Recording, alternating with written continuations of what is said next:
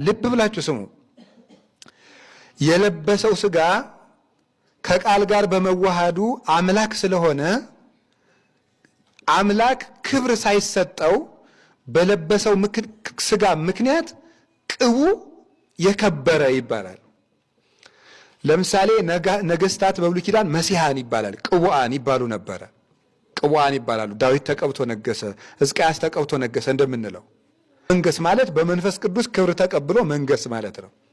ክርስቶስን ቅቡ ስንለው ግን እሱ አምላክ ከሆነ አምላክ ደግሞ ክብር አይቀበልም። ክብር ካልተቀበለ ለምንድን ነው ቅቡ ክቡር የምንለው ሲባል ሥጋውን ስላከበረ በከበረ ሥጋው ምክንያት ምን ይባላል? እሱ ከበረ ይባላል። ስለ ሥጋው ሲባል ማለት ነው። እሱ ወደ ሥጋው ሳይወርድ ያን ሥጋ ገንዘብ ስላደረገ ስለ ሥጋው ከበረ ይባልለታል። አንድን ሰው ነጭ ልብስ ለብሶ ሲሄድ ቀለም እንቀባዋለን። ቀለም ብንረጨው ከሰውነቱ ላይ ቀለም ሳያርፍበት ግን እገሌን ቀለም ቀብቸው መጣው እንላለን። ያረፈ ግን ምኑ ላይ ነው? ስለዚህ የልብሱ ለምኑ ይነገርለታል? ለአካሉ ይነገርለታል ማለት ነው። ለአካሉ ይነገርለታል ለልብሱ። ክርስቶስ ቃል ሥጋን ስለለበሰ ይሄ ምሳሌ የቅዱስ ኤጲፋኒዎስ ምሳሌ ነው። እንደዚህ ስትሉ ግን ልብስ ከአካል ተፈልጦ እንዳለው ቃል ከሥጋ ይለያያሉ ግን ማለት አይደለም። ምሳሌ አካልን በምላት አይወክልም ይባላል። አካልን በምላት አይወክልም። ምሳሌ አካልን በምላት ከወከለ ራሱ አካል ይሆናል ማለት ነው። ትንሽ ተውሰብስቧል። እንዴት ነው? ቀላል ነው አይደለም? እንደዛ ነው የሚመስለኝ። ቅዱስ ዮሐንስ አፈወርቅ ምን ይላል? ሰዎች እግዚአብሔር እንደዚህ ያደርግላችኋል የሚል ስብከትን እንደሚሰሙ አድርገው ስለ እግዚአብሔር ክብር መስማት አይወዱም ይላል። አይገርማችሁም? ሰምታችኋል? ይሄ ራሱ አይሰማም አይደል?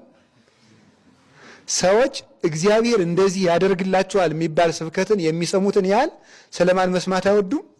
ስለ እግዚአብሔር ክብር መስማት አይወዱም። እግዚአብሔር ያበላል ብል አሁን በደንብ ሰው ይሰማዋል፣ አይከብደውም። እግዚአብሔር ያጠጣል፣ እንደዚህ እግዚአብሔር ቸር ነው ብል ማንነቱንም እኮ መውደድ ይገባል አይደል? ስለ ማንነቱም አንዳንድ ጊዜ እንማር እስኪ። ጥሩ ነው። ደግሞ ክብራችን የሚመነጨው ከእግዚአብሔር ማንነት ነው። እውነት ሐሰት? እውነት ነው። የእግዚአብሔር ማንነት የክብራችን ምንጭ ነው። ስለዚህ ልብ ብላችሁ ስሙ። ሰውየው ልብሱን ቀለም ስለረጨ ነው ገሌ ልብስ ረጨውት እንላለን። ግን የምትጠነቀቁት ልብስና አካል ሲወልቁ ምን ይላሉ? ይለያያሉ። ቃል ከሥጋ ሥጋ ከቃል ጋር ግን የሚለያዩበት ጊዜ ፈጽሞ የለም። ታዲያ እንዴት አድርጋችሁ ምሳሌው መሰላችሁ ሲባል ሰውየው እንደለበሰው ነው። ምን መስለው እንደለበሰው እንመስለዋለን። ሲጀመር ምሳሌ አካልን አያክልም። አካልን ካከለ ራሱ ምን ይሆናል? አካል ይሆናል። ይህ ምሳሌ ስለሆነ ማለት ነው። ልክ እንደዚያ ነው። ስለዚህ ክርስቶስ ሰውየው ልብሱን ሲረጭ እገሌ ተረጨ እንደምንለው ቃል ሥጋን ስለለበሰ በቃል ተዋህዶ ሥጋ ስለከበረ ስለ ሥጋ መክበር ቃልም ከበረ ተብሎ ይነገርለታል ማለት ነው። ስለዚህ እግዚአብሔር አብ ለልጁ ክብርን ሰጠው፣ የቤተ ክርስቲያን ራስ አደረገው፣ ሁሉን አስገዛለት፣ ሁሉን ወራሽ አደረገው፣ መንግስቱን ሰጠው፣ አስነሳው ተብሎ የሚሉ ቃላትን በመጽሐፍ ቅዱስ ስናነባቸው ትርጉማቸው በቃል ተዋህዶ ምክንያት ክብር ስላገኘ ስለ ሥጋው የሚነገር አንቀጽ ነው ማለት ነው። ሰማችሁ?